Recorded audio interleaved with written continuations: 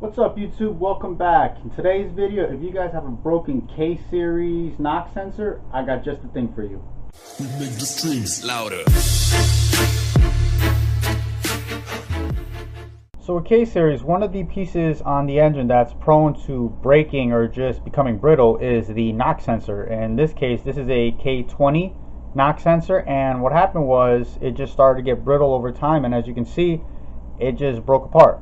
Now, I can just get another replacement knock sensor if I really wanted to from Honda, but if you could see the design on this, it's a plastic design, plastic housing, and with all the heat cycles of the engine, it'll just get brittle again. So K-Tune just came out with something new for you guys. So here's the K-Tune knock sensor they just came out with. This is what you get in the box. You get your knock sensor, obviously, and then you get a pigtail. Now, the knock sensor, you can see, is just a different design than the one that I took out of my car. It's all one piece. It's not like a two-piece, how this is, where it can become brittle. It's all one piece. It doesn't look like it's going to break. It's made nice, you know, that's what you would expect from K-Tune. And the reason they give you a pigtail is because the connection is different. It's going to be hard to see. Well, not really. You can see that's two different designs. So they give you the pigtail. You're going to go right here. You're going to go onto the harness. You're going to cut, solder, butt connect, whatever you guys want to do. I prefer soldering. You're going to solder that, cut the tip off, solder this into the harness, plug and play. That's it. So let's get right on it. Alright, with the soldering iron starting to warm up, I'll give that a few minutes just to start warming up. I've already gone ahead and put the new sensor in. That's a 27 millimeter. Tighten that up, hand tight, factory specs, whatever you guys do, it is what it is. And here's the plug we're going after. This is the original pigtail for the old knock sensor. So what I'm going to do is I'm just going to cut this sleeve in back.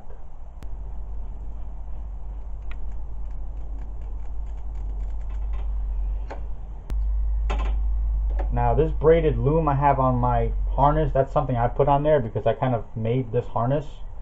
So if you guys are doing this, you're not going to have this. You're probably just going to have like the electrical tape around it or whatever, however it comes. Alright, so as I was cutting back the loom, I accidentally cut the connector off by accident, but that's alright. I mean, we're going to do it anyway.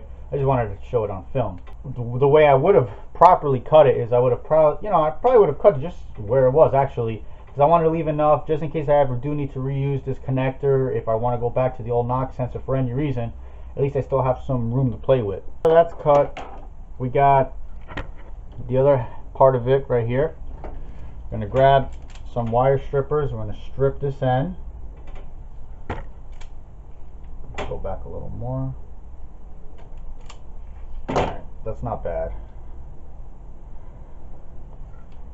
Alright, so now this end is stripped right here. We're going to get the pigtail. Now I'm not even going to bother to cut this pigtail. I'm just going to leave it just as long the way it is. They already pre-cut it a little bit at the end, so we're just going to take that off. And I'm going to take a little bit more of the insulation off. Alright, now the way, this is not really a whole how to solder video, but the way I do it is I'll intertwine them as best as I can. Oh, before I forget, shrink wrap. You need shrink wrap. Alright, get your piece of shrink wrap. I guess we'll throw it in on this end. Slide that all the way there. Now, like I was saying, I basically intertwine these and I twist. That'll get them pretty tight. Alright, so now that that's ready to go, we're going to start soldering. I always like to use a little flux on my solders. That's just to help the solder work better. I always put that down on my solder. This is a zip tie, by the way. I don't know. I don't use a brush. I just use whatever is sharp. That's just me. Okay, so we got our solder. We got our gun. And we're going to get to it.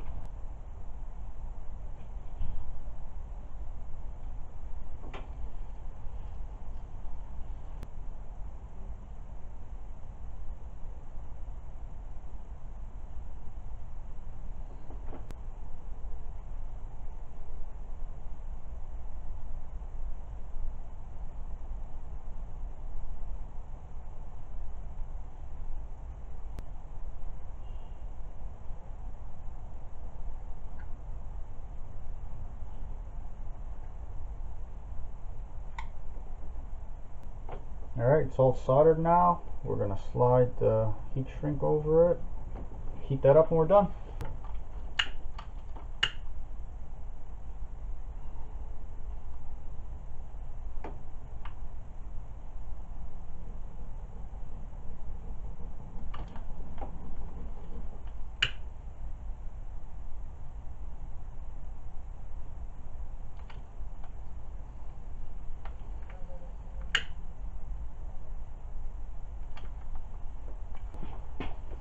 So now we have our heat shrink on it. This thing ain't going nowhere. It's a nice solid connection.